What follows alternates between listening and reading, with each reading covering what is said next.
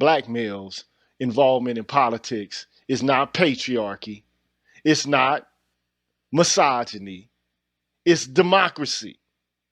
If you don't like it, deal with it. They basically say that an active citizenship has no intrinsic value, and they tend to characterize citizens as consumer-like voters rather than actively engaged citizens. I just want to take time to draw attention to the fact that today's black politicians and social critics, even those who were participants in the civil rights movement, tend to characterize democracy as social choice theorists do, as consumer-like voting. And as far as I'm concerned, black people have become so preoccupied with voting and with electoral politics, they've neglected to take stock of their current political reality. It is always a privilege to speak on the rich, deep knowledge that Dr. Green Gorilla brings to the forefront. In this stream, he's speaking not only about what Dr. Tiason Johnson refers to as the ice cube effect, but he's referring also to the idea that many people in modern democracy see participation in a sense that is similar to consuming items in the store. Every given period, you go to the booth to vote for whom you vote for, and you have done your duty as a member of democracy. He'll go on to reference how in previous times black people knew that there was more to do than just go to the ballot box, and that the ballot box alone would not be what would solve their problems. And of course, how the power of democracy is represented in more than just the ballot box, but by choice of action. But I'm just going to keep it 100 with y'all, man. Voting has not, nor will it ever stop the growth of the prison industrial complex. That's not, voting ain't going to change that. It's not going to stop black men from getting shot and killed extrajudicially in the streets. It's not going to do that. The same applies to the problem of black hyper-ghettoization, these hoods that are created not by derisive and incorrigible and dumb, stupid-ass Negroes. That's not how these ghettos were created. They were created by redistricting, redlining, restrictive covenants, block busting, not being able to get FHA loans, not being able to have access to the GI Bill. That's how the hood was created. Voting's not going to solve those problems. But we put all this stock in voting. Now, all I'm saying is, man, punching a hole in the ballot box or electing who you think is your favorite politician, especially a black politician, is not going to solve most of the problems currently facing the African American community. I know we've had all kind of presidents and our situation hasn't changed. So that's why I said they're pretty much all the same when it comes to a president and dealing with our situation. It's not going to stop white supremacy. It's not going to stop black unemployment or underemployment. It's not going to stop failing schools. It's not going to stop black people from shooting and killing one another. It ain't. It is here where Dr. Green Gorilla challenges us to expand our idea of what democracy in action actually looks like. He points to history, the history of black people that motivated great social change, reflecting on the times that created the most change for not only black people, but people in the history of democracies. All are based on actions of people more so than the votes they actually cast. Now, the downside, I think, of being non-reflective and just accepting the economic characterization of democracy is what prevents black leaders and ordinary African-American citizens from recognizing that the extra-constitutional measures and the insurrectionist actions of the civil rights movement and the abolitionist movement, that was democracy for us. And instead of encouraging the black public to do what they have done before, or what we have been doing recently, to tell them to go out and vote, that's a bait and switch. Right now, you have a group of people, a black managerial class, who's been able to co-opt grassroots movements. So all of the activities that black people have been engaging in since Ferguson, Missouri, have been taken over by white liberals in black faces who are pushing a certain kind of politics. You all know what kind of politics it is. You know what it is. Intersectional politics is what it is. It's rooted in returning white Christian men, but also white men, white adjacent men, you know, black men, brown men who are like white adjacent in terms of trying to also be in that dominant position in society. And then you have women who are willing to go along with that. Ordinarily, I wouldn't have a problem with it, but I do have a problem with it to the extent to which it's basically taking the power away from the people who started these movements, who basically are left dead or left incarcerated or left with cases, and all y'all doing is trying to put gay people in office, or you're trying to put trans women in office, or you're trying to put black women in office. That's not democracy, man. You are basically foiling democracy. These people are stopping and preventing it, and that's a travesty of justice as far as I'm concerned. That's a form of oppression as far as I'm concerned. Let the people speak for themselves. That's what needs to be done. While some might take alarm at the directness at which Green Gorilla explains how often black political energy, and in many cases, if not most, black male political energy is co-opted after an unfortunate taking of black male life, the point he makes is one that is very direct and to the point. Each group of people has to fight their own battles, and for black men, that means that black men have to fight our own battles for ourselves first. What can no longer happen is for black male political capital to be usurped, as it was with Black Lives Matter, or as some people say, big and large mansions. So what I'm saying is, instead of encouraging us to act democratically in order to improve our condition, black politicians, social critics, they fooled themselves, and they even fooling members of the black community into thinking that voting is democracy. And that voting is the principal means by which to practice self-governance. As far as I'm concerned, that's unfortunate.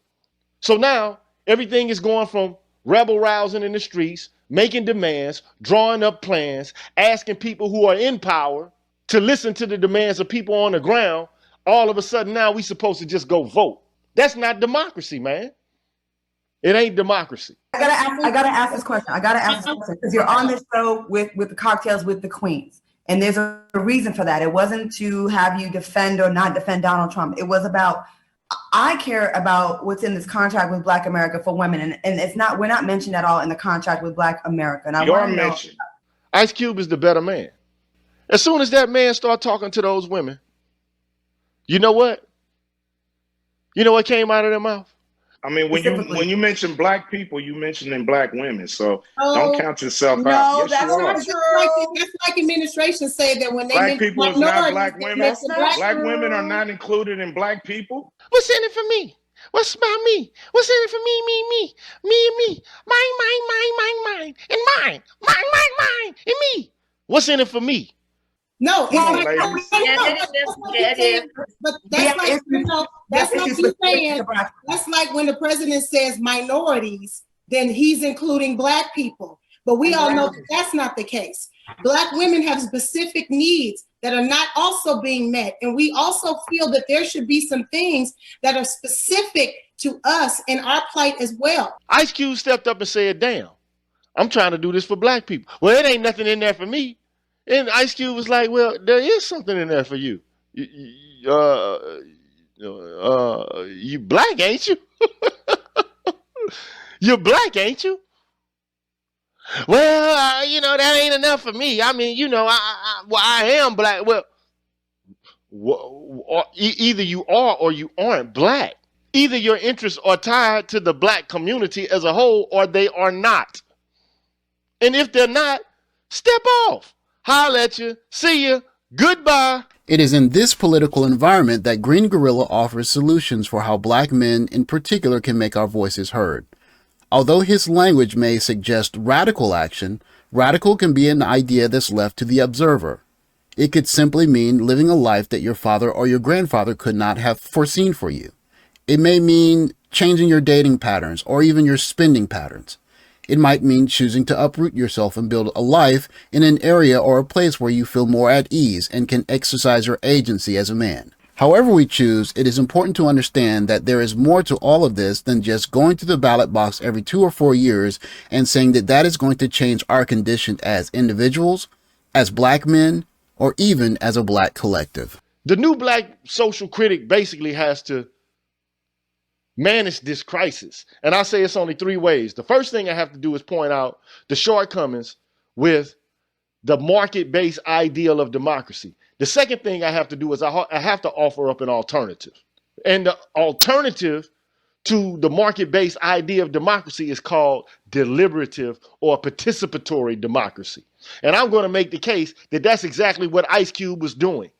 That's exactly what he was doing. And the last thing I need to do is I have to warn the black public. It shouldn't even rest comfortably with the promotion of participatory or deliberative democracy either. Because deliberation is but a phase of democracy. And as history is my guide, most instances in which you have a movement towards progress, especially for black people, is through insurgent actions, which are aesthetic and expressive in nature, and they are the catalyst no less than plans and reasons and talking for the creation of progress for black folk. My response to Green Gorilla's call to action, if you will, is that it is time for black men to exercise black male agency. It could be either on the individual level or on smaller collective levels. But looking at the history of black men as it relates to our existence in the West, it's very difficult to say that the way we have been doing things is one that will be good for not only us, but our black sons and daughters in the long term, if we don't consider a change of action. And what might Green Gorilla's response to a call for black male agency be? He's going to tell you. There are other people who say the exclusion of marginalized groups or oppressed groups is the crisis that confronts the integrity of the democratic process. Hence, you need inclusion, which is what you see a lot of feminists saying. Now, I also agree that marginalized groups should be included in the democratic deliberative process. But it just so happens that it seems to me the only motherfuckers left out of the goddamn system are black men. Black men need to be heard. Like Ron O'Neal said, black men need some black male independence. Black men need to be able to exhibit black male agency. An ever-present part of the black male experience, especially for ADOS or FBA men, depending on who you choose to talk to, is an ever-present fear. Fear that if you act out of line, someone is going to come and get you. Fear that if you exercise agency for yourself first, you'll be seen as less than a man. Or even the fear that you'll never find someone that will see value in you, and thus your life is best served trying to serve others and using your service as your personal value over your identity and what you can bring to the table as a human being. The political game that black men have been playing is one where historically we have never won, and if we continue as we have been, we never will. Eventually, there comes a time where thinking outside of the box is not only the best solution, but possibly the only good solution. And if thinking outside of the box is assimilating into other cultures, or relocation, or even a recreation of personal and political beliefs, what is apparent is that whatever it is that we choose when we think outside of the box, thinking outside of the box is the agency that just might save us. Maybe in this year, 2024, we have finally arrived at the year of black male agency. Thanks for watching. Like, subscribe, comment below. Catch you in the next video. Take care, guys.